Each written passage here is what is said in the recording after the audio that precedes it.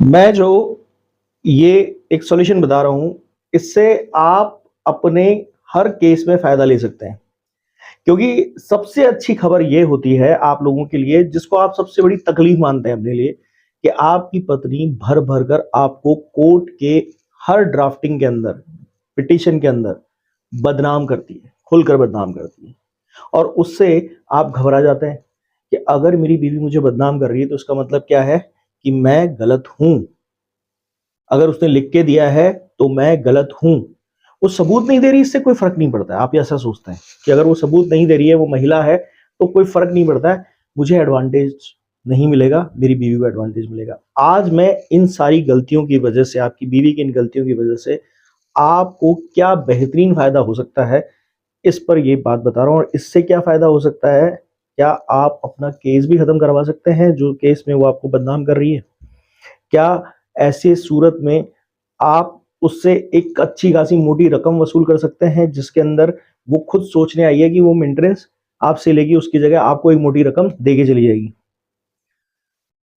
इसीलिए दोस्तों हम पूरी कोशिश करते हैं आपको एजुकेटेड करने की हमारे इन वीडियोस के थ्रू, और इसी तरह के झूठे केसेस के खिलाफ हम चाहते हैं कि एक ज़बरदस्त तरीके के योद्धा तैयार हों, और वो योद्धा अपने केसेस के अंदर बेहतरीन परफॉर्मेंस दें, सिर्फ इस वजह से क्योंकि उन्हें नॉलेज है। और इसके लिए हम कोर्सेज भी चलाते हैं। अगर आप एक झूठे केसेस के खिलाफ लड़ने वाले योद्धा बनना चाहते हैं, एक एक बहुत अच्छे तरीके से अपने केस को खत्म करना चाहते हैं, उस तरह से कि आप समाज को एक बाकायदा एग्जाम्पल सेट कर सके कि देखिए, ये औरतें गलत कर रही हैं हमारे साथ सिर्फ कानून का मजाक बनाकर। तो ये कोर्सेज आपके लिए हैं।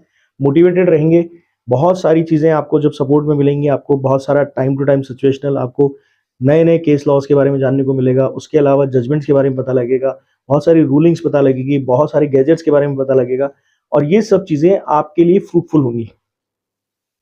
तो आप भी अगर इनका हिस्सा होना चाहते हैं, तो दिए गए व्हाट्सएप नंबर पर डिटेल लें और ज्वाइन कर लीजिए।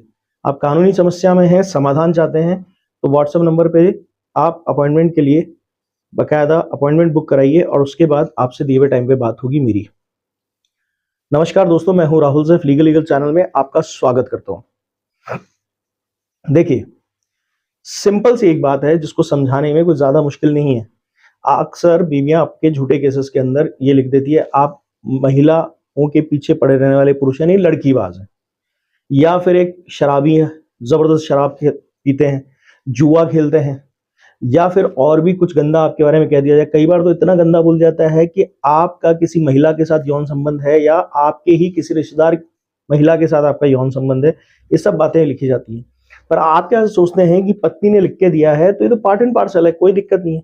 और आपके ऐसा विरोध नहीं करने की वजह से आपको सबसे बड़ी बात नुकसान होता है। अब इसमें आप क्या कर सकते हो, उससे पहले दो कॉन्सेप्ट क्लियर कर देता हूं जो ये झूठ और मिथ फैलाया जाता है। एक तो ये कि जितना डिफेमेशन का केस में आप पैसा डिमांड करते हैं अपनी पत्नी के खिलाफ, यानी मानहानि का केस लगाते हैं, मान लीजिए आपने 50 लाख की डिमांड की, तो अक्सर ये कहते और सुनते पाया गया है कि अक्सर कोर्ट में कई लोग ये कह देते हैं, नहीं साहब आप डिफेमेशन का केस नहीं कर सकते, क्योंकि आपको 50 या 30% पेमेंट जमा कराना पड़ेगा। मान लीजिए 50 लाख का डिफेमेशन आपने माना, तो 25 लाख रुपए या 15 लाख रुपए कम से कम 30 या 50% के हिसाब से आप जमा कराइए। तो ऐसा कुछ भी नहीं है। जनरल कोर्ट फीस होती है 10-20 हजार से लेकर 25 हजार होती है। हर लाख के हिसाब से बनाया हुआ अमाउंट होता है, नॉमिनल अमाउंट जमा करना होता है, जो कि अगर आपको लगता है कि आप ये केस जीत सकते हैं तो वो रिफंडेबल होता है। क्योंकि मैं इसका एक बहुत अच्छा एग्जांपल आपको देता हूँ। 500 करोड़ का एक मानहानि का केस, अक्षय कुमार जो एक फिल्म स्टार हैं, उन्होंने एक यूट्यूबर में लगाया था जिन्होंने उनके बारे में कुछ मजाकिया टिप्पणी कर दी थी अपने वीडियो के अंदर। तो उस आधार पर वो ये केस उन पे लगाकर हार गए थे। तो क्या अक्षय कुमार के लिए उस टाइम पे 250 करोड़ रुपए बड़ी बात नहीं थी? बिल्कुल होगी। इतने बड़े एक्टर भी नहीं है कि 250 करोड़ रुपए उनके लिए बड़ी बात नहीं होगी। दूसरी बात, जब वो केस हार गए होंगे तो पक्की बात है कि वो यूट्यूब तो मशहूर हो जाना चाहिए था। उस यूट्यूबर के पास तो 250 करोड़ रुपए आ गए, वैसे ही फेमस हो जाता। तो ऐसा कुछ नहीं होता, नॉमिनल अमाउंट जमा होता है। दूसरी चीज, इसके लिए एक और एक कॉन्सेप्ट बनाया जाता है कि जब आप केस, जो केस में आपके ऊपर झूठे आरोप लगाए गए हैं, मिथ्या आरोप, जो जिसमें आपकी मानहानि हो रही है, वो केस अगर आप जीत जाते हैं या वो केस खत्म हो जाता है, उसके बाद ही आप मानहानि का केस लगा सकते हैं। ये भी झूठ है। देखिए, असल में यहां पर मानहानि के अंदर एक बहुत अच्छी चीज लिखी जाती है। वो क्या है कि कोई भी चीज पब्लिश हो जाए, पब्लिश होने के बाद उसे मैं भी निकलवा सकता हूं, कोई और भी निकलवा सकता है जिसको आप नहीं जानते, कोई भी उसकी सर्टिफाइड कॉपी निकलवा सकता है। जो डॉक्यूमेंट पब्लिश हो गया माना जाता है, अगर कोर्ट के अंदर वो डॉक्यूमेंट चढ़ गया है तो, यानी पिटीशन के रूप में चढ़ गया है, तो पब्लिश डॉक्यूमेंट है। अब आपका सवाल यहां फिर खड़ा होगा कि साहब मेरी बीवी जो है उसने ऐसा लिख के दे दिया तो फिर कोर्ट क्यों मानेगा? क्योंकि वहां पर आपकी बीवी ने सबूत नहीं दिया उस चीज का, सिर्फ टिप्पणी भर की है, तो वो एक तरीके से आपको गाली देने जैसा है, आपके मान को हानि करने जैसा है। आपके मान का मूल्य कौन लगाएगा? वो आप ही लगाएंगे, आपके पास अधिकार है। तो इस तरह से ये सब करने के बाद ये झूठे मिथ हटाकर अब बात समझिए आपको क्या करना है। देखिए, आपकी पत्नी वहां पर पैसे के लिए आई है, मेंटेनेंस का केस लगाती है, एलिमनी लेने की कोशिश करती है। अगर आप इतनी भारी रकम लगाएंगे, क्योंकि आपकी पत्नी तो कोई भी चीज बिना सबूत के दे रही है, तो इस वजह से वो केस लंबे चलते हैं। मेंटेनेंस के केस में भी एरियर लगते लगते 2 साल 3 साल लग जाते हैं, मगर अभी आपके पास तुरंत केस आया है और इस तरह की गलतियां आपकी वाइफ ने आपके लिए, आपके घर वालों के लिए, आपकी बहन के लिए, किसी लिए की, तो उनकी तरफ से या आपकी तरफ से मानहानि का केस लगा सकते हैं तुरंत, उस डॉक्यूमेंट को आधार बना के। एफआईआर को भी आधार बनाया जा सकता है।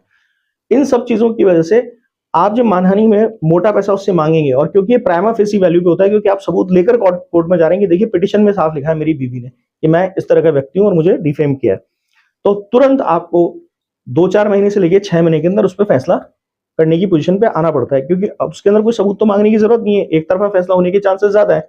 ज्यादा आपकी पत्नी से कुछ क्लैरिफिकेशन मांगे जा सकते हैं जो कि वो क्लैरिफाई नहीं कर पाएगी। अच्छी बात क्या है, मैंने कहा था कि केसेस भी खत्म हो जाएंगे, क्योंकि जिस बात को लेकर वो वहां खड़ी है उस बात को आपको साबित कराने के लिए अब उससे सबूत मांग रहे होंगे कोर्ट के अंदर, पिटिशनर बन के आपके मानहानि के केस में। जब वो सबूत नहीं देगी तो ऑब्वियस है कि जो केस में वो आपको गलत आदमी बोल रही थी वो केस भी खारिज होने की पोजीशन में आ जाएगी। आपकी पत्नी झूठी है, वैसे ही मनगढ़ंत आरोप लगाती है आप पे कि मानहानि का केस आप जीत रहे हैं, क्योंकि उसके सबूत नहीं आए वहां पे जो कि उसे वहां भी देने हैं, तो वो केस भी हैम्पर होता है। तो एक तीर से 2 निशाने हो गए। एक तो जहां पत्नी कुछ आपसे मनी एक्सटॉर्ट करना चाहती थी, वहां उसके देने की नौबत आ गई। दूसरी चीज कि अगर वो वहां पर कोई सबूत नहीं दे पा रही है, तो वो जो केस जिनके अंदर लगभग सेम सी पिटीशन लगाती थी 2-3 केस में, वो केस भी खारिज होने की पोजीशन आएगी। यहां सबूत नहीं दे रही तो वहां भी सबूत नहीं दे रही, तो उसको झूठी मानते हुए केस खारिज कर दिया जाए। आपको इस दरिस वाले केस में विजय पाने के चांसेस ज्यादा हैं। तो ये एक तरीके से आपके खिलाफ लगाए गए झूठे केसेस के अंदर एक तरीके से एटम बॉम्ब का काम करता है। इसको यूज कीजिए, बहुत जबरदस्त आइडिया है। आपकी पत्नी भाग छूटेगी इस तरह से, क्योंकि फाइनेंशियल जो नुकसान है ना वो कोई नहीं भुगतना चाहता। जेल भुगत लेगा आदमी, पर फाइनेंशियल नुकसान नहीं भुगतना चाहता। अगर ये वीडियो अच्छा लगा तो लाइक करना, शेयर करना, सब्सक्राइब करना, और जाते जाते जरूर बताना कि अब आप अपने जो केस में है मानहानि कब लगाने जा रहे हैं। Thank you.